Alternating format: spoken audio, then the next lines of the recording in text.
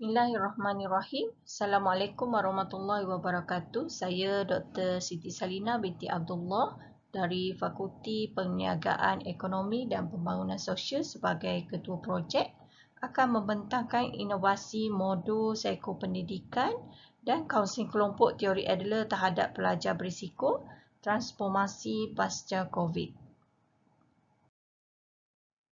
Semasa COVID-19, wujud transformasi dalam pelaksanaan proses pengajaran dan pembelajaran dalam sistem pendidikan di Malaysia. Perubahan budaya penyampaian, pengajaran dan pembelajaran ini menyumbang kepada keciciran pelajar dalam pembelajaran. Seterusnya, statistik pelajar yang berhenti sekolah semakin meningkat. Hasil daripada senario ini, modul psikopendidikan dan kaunseling kelompok teori Adler diwujudkan bagi memberi tumpuan terhadap pelajar berisiko, terutama disebabkan oleh PDPR dan keciciran pelajar semasa pandemik COVID-19. Jika kita lihat semasa PDPR ini sedikit sebanyak merisikokan prestasi akademik pelajar, dan tingkah laku berisiko ini kita kaitkan dengan hubungan yang lemah di antara pelajar dan juga ibu bapa serta individu lain di sekolah dan juga persekitaran mereka. Apabila pelajar tidak lagi hadir ke sekolah secara bersemuka, ikatan pelajar bersama guru, rakan-rakan dan juga persekitaran di sekolah terjejas. Dan simptom pelajar berisiko dapat dilihat pada masa sekarang atau diramalkan berlaku pada masa akan datang.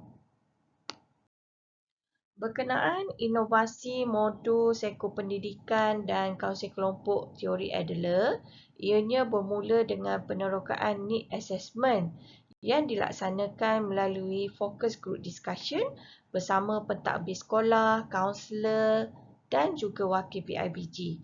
Seterusnya, survey berkenaan need assessment dilaksanakan terhadap pelajar melalui pengedaran soal selidik. Hasil daripada survey berkenaan, maka 3 modul psikopendidikan dirangka iaitu manusia dan alam sekitar, agama dan kehidupan serta duit. Modul psikopendidikan ini begitu dekat dengan pelajar dan persekitaran mereka. Sebagaimana kita tahu, sebagai remaja, pelajar ini sering berhubung dengan rakan dan apabila COVID-19 berlaku, ianya memberi kesan kepada perhubungan mereka. Seterusnya, modul agama dan kehidupan dalam modul psikopendidikan ini juga begitu rapat dengan pelajar di mana kepatuhan beragama dalam kalangan pelajar dapat membentuk satu disiplin yang baik dalam kehidupan. Manakala modul yang terakhir ini iaitu duit juga sangat signifikan, terutama pada pandemik COVID-19 kerana pada waktu berkenaan ramai individu yang terjejas dari segi kewangan dan juga memberi kesan kepada kewangan pelajar.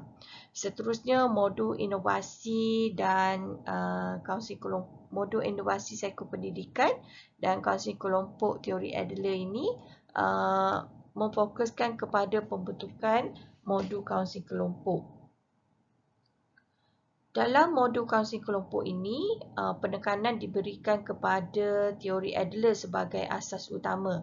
Teori Adler menekankan kepada minat sosial, keteguhan hubungan, kepercayaan dan juga keyakinan diri individu di mana keempat-empat ini sangat berkait rapat dengan perkembangan diri pelajar sebagai seorang remaja.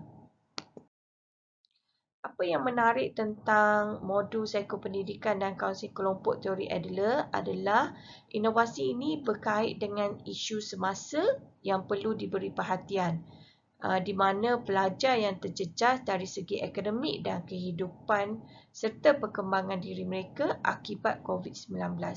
Yang kedua, inovasi ini adalah gabungan modul psikopendidikan yang bersifat mencegah dan juga modul kaunseling kelompok yang bersifat untuk merawat. Jika sebelum ini modul kaunseling sedia ada memberi tumpuan kepada rawatan sahaja, inovasi modul ini memberi tumpuan kepada kedua-duanya, iaitu mencegah dan juga merawat. Keunikan inovasi ini seterusnya adalah dari segi memperkasakan peranan guru mata pelajaran di mana mereka boleh menyumbang kepakaran untuk melaksanakan modul psikopendidikan. Sebagai contoh, guru sains dan geografi boleh melaksanakan modul manusia dan alam sekitar.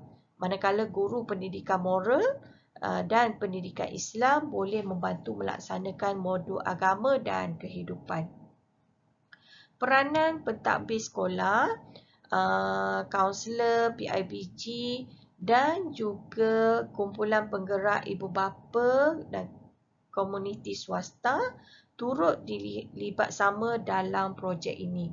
Penglibatan komprehensif ini penting kerana 3 institusi utama pelajar berisiko adalah melibatkan keluarga, sekolah dan juga persekitaran.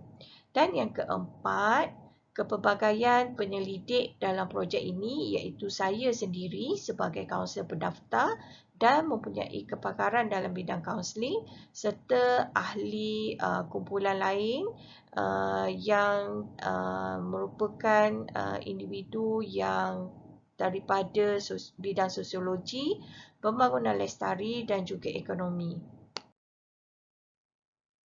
Seterusnya, apa yang menarik dalam modul ini adalah penerapan elemen alam sekitar di mana modul psikopendidikan manusia dan alam sekitar menekankan aktiviti tugas dan tanggungjawab diri, kenali bumi hijau dan sayangi bumi hijau yang bertujuan untuk mewujudkan kefahaman pelajar dalam aspek kelestarian alam sekitar. Modul kaunseling kelompok, sebahagian daripada material yang digunakan adalah boleh dikitas semula seperti surat khabar, majalah dan juga kertas. Seterusnya, modul ini berpotensi untuk dikomersialkan di mana modul dan latihan yang telah dibukukan bersama penerbit UMT ini boleh dilaksanakan bersama guru dan juga kaunselor. Sehingga kini, inovasi modul psikopendidikan dan kaunseling kelompok teori Adler telah memenangi 3 pingat, iaitu pingat emas semasa pertandingan amalan inovasi pengurusan AIPN dan pingat gangsa semasa pertandingan Iconovas 2.0 anjuran Perkama International serta pingat perak semasa Minggu Penyelidikan dan Inovasi 2022. Inovasi modul ini juga telah memperolehi 3 copyright iaitu modul kaunseling kelompok pelajar berisiko berdasarkan teori Adler, yang kedua model pengurusan pelajar berisiko dan yang ketiga modul psikopendidikan dan kaunseling kelompok teori Adler terhadap pelajar berisiko. Sebagai pembentangan sebagai penutup untuk pembentangan kali ini, kami mengucapkan ribuan terima kasih kepada KRIM UMT di atas penganugerahan geran SIF 53296, ICC UMT yang terlibat dalam Pencipta 2022, Fakulti Perniagaan Ekonomi dan Pembangunan Sosial UMT serta pihak sekolah, guru dan pelajar yang terlibat dalam pelaksanaan modul ini. Sekian, terima kasih. Assalamualaikum warahmatullahi wabarakatuh.